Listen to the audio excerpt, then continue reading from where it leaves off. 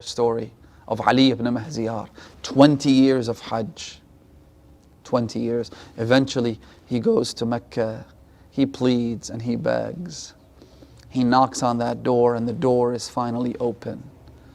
He's guided by this young man to the outskirts of the city of Mecca.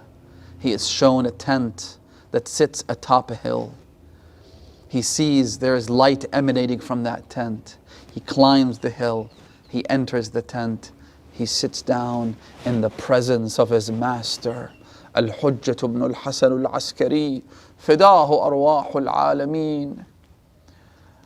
He doesn't utter a word out of respect, only to hear the Imam say, Ya Ibne Maziar, where have you been? Inna kunna nantadhiruka layla nahar. We have been waiting for you day and night. Ya Hujjat ibn al-Hasan. I've been waiting for you. He said to the Imam, Ibn Rasulullah, I would have come earlier. I've been yearning to come. وَلَكِنِّي لَمْ أَجِدْ مَنْ يَدُلُّنِي إِلَيْكَ. I couldn't find someone to guide me to you, to show me the way. What am I supposed to do? The Imam said to him, Ya Ibn Maziar, is it that you didn't have a guide to bring you here? Or is it that you need to look at your own actions? لا ولكنكم تجبرتم على ضعفاء المسلمين. No, that's not the case. Do you know what your problem is? The Imam diagnosed his problem, which is something that we all suffer from. He said to him, you were concerned with making more and more money. Think about it, brothers and sisters. Let's be honest with ourselves on this blessed night. What is it that you're most concerned about? From the day we open our eyes and we start to comprehend the world around us, what do we desire the most? Isn't it money? Isn't it cars? Isn't it houses? Isn't it this? Isn't it that? When we pick a job, when we pick a field of study, when we go to college, everything we do, isn't it designed so that we could make money?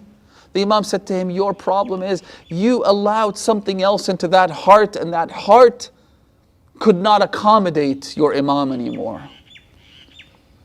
When you let something else into that heart, it cannot accommodate the Imam. Brothers and sisters, the reason we can't see the Imam is because these eyes are contaminated. Because we have seen so many sinful things, so many illicit things. How could this contaminated eye see the beauty of the son of Fatima al-Zahra? How could we expect that to happen? If only we saw the face of the Yusuf of Zahra, we would forget all about the Yusuf of Canaan. We'd forget about the son of Yaqub. Remember the one that the women cut their fingers off when they saw and were mesmerized by his beauty. The Imam said to him, Ya Ibn Maziar, it's not that you couldn't find someone to guide you to me. It's because your heart was filled with desire for money. And also because you were a tyrant over the weak and destitute Shia and Muslims. You know how when we have money and we feel like we have power, right? How do we treat other people? With disdain. We look at other people as though they're lower than us. That's how most of us are. The Imam said to him, that's your problem. Subhanallah. Look at the way Ibn Maziar, there's a reason why he was allowed to meet the Imam and not me. Look at his response. May Allah bless him for the words that he uttered. He said, At-tawbah, at-tawbah, at-tawbah. I seek forgiveness from Allah. I apologize. He didn't argue with the Imam. He didn't try to deny, or he didn't try to bicker.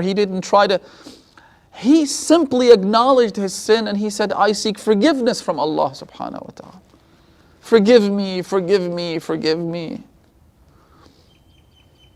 Don't you think it's time, brothers and sisters, and I'll wrap up with this. I apologize, it's been so long.